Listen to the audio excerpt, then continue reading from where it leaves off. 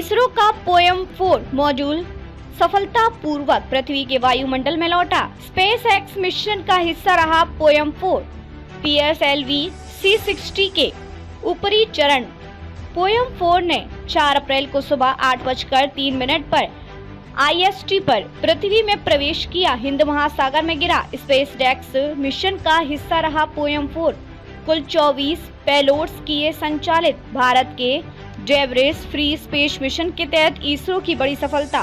भारत की पहली अंतरिक्ष जैव विज्ञान पेलोड और रोबोटिक आर्म का पहला सफल परीक्षण। क्या है पोयम 4 और स्पेस एक्स मिशन?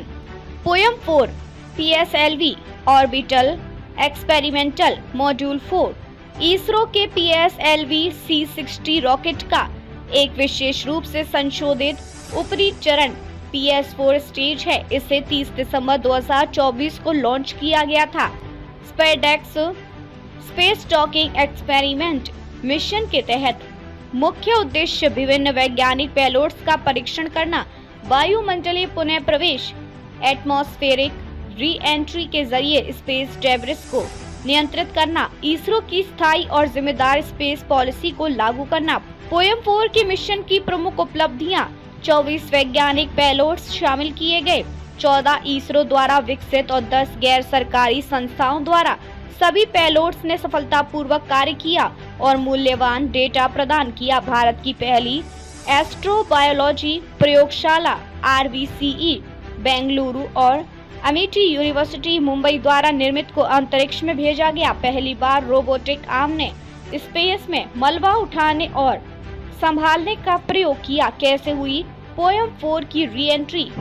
लॉन्च के बाद पोयम 4 475 किलोमीटर की रक्षा में था, फिर इसे इंजन रीस्टार्ट कर 350 किलोमीटर की लोअर ऑर्बिट में लाया गया। Inclination 55.2 degree.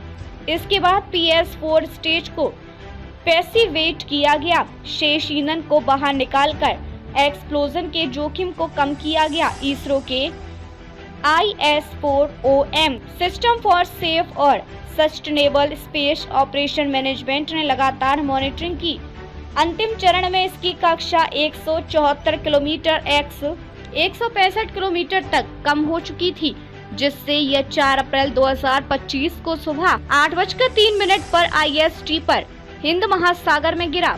ट्रैकिंग और अंतर्राष्ट्रीय समन्वय: इसरो के रडार और ट्रैकिंग सिस्टम्स ने मिशन की निरंतर निगरानी की।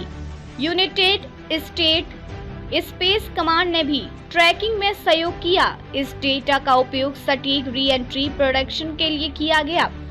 DFSM debris free space mission के तहत इसरो की भूमिका। पोयम 4 का सुरक्षित री एंट्री इसरो की स्पेस डेब्रिस मिटिगेशन स्ट्रेटजी का हिस्सा है। यह मिशन दर्शाता है कि भारत न केवल अंतरिक्ष मिशनों में अग्रणी है, बल्कि जिम्मेदार और टिकाऊ स्पेस ऑपरेशंस को भी महत्व देता है। तकनीकी विशेषताएं और प्रमुख उपलब्धियां: कक्षा परिवर्तन: पोयम 4 को पहले 475 किलोमीटर की ऊंचाई वाली कक्षा में स्थापित किया गया था। बाद में इसके इंजन को दोबारा चालू कर इसे 350 किलोमीटर की लगभग गोलाकार कक्षा में लाया गया। झुकाव: इस कक्षा का झुकाव 55.2 डिग्री थी, जो पृथ्वी के भूमध्य रेखा से इसकी दिशा को दर्शाती है। री एंट्री मॉनिटरिंग: पोयम 4 के पूरे मिशन और वायुमंडलीय वापसी की निगरानी इसरो के रडार सिस्टम और अमेरिका की यूनाइटेड स्टेट्स स्पेस कमांड ने मिलकर की। पाशिवेशन: मिशन के अंत में बचे हुए ईंधन को निकालकर इसे पाशिवेट किया गया, ताकि अंतरिक्ष में किसी तरह का अनियंत्रित विस्फोट या टकराव न हो। पेलोड: पोयम 4 ने कुल 24 पेलोड्स को साथ लेकर कार्य किया। इनमें 14 इसरो द्वारा और 10 निजी संस्थानों द्वारा विकसित किए गए थे। ये वैज्ञानिक, तकनीकी और शैक्षणिक उद्देश्यों के लिए थे। प्रमुख फर्स्ट: भारत की पहली एस्ट्रोबायोलॉजी पेलोड को अंतरिक्ष में भेजा गया। पहली बार इसरो ने अंतरिक्ष में रोबोटिक आर्म का उपयोग कर स्पेस डेब्रिस मलबा को पकड़ने और जांचने का प्रयोग किया। इसरो का आधिकारिक वक्तव्य: पोयम 4 का सफल री एंट्री इसरो की स्पेस मलबा न्यूनीकरण प्रतिबद्धता को दर्शाता है और DFSM के लक्ष्य को मजबूत करता है। ये एक सुरक्षित, टिकाऊ और अंतरिक्ष जिम्मेदार भविष्य की ओर बड़ा कदम है। पोयम 4 का ये मिशन सिर्फ एक टेक्निकल प्रयोग नहीं था, बल्कि यह भारत के उस दृष्टिकोण को दर्शाता है जो आधुनिक तकनीक के साथ साथ जिम्मेदार वैश्विक भागीदारी को भी प्राथमिकता देता है। इस तरह के मिशन भारत को स्पेस सेक्टर में वैश्विक लीडरशिप की दिशा में मजबूत बनाते हैं।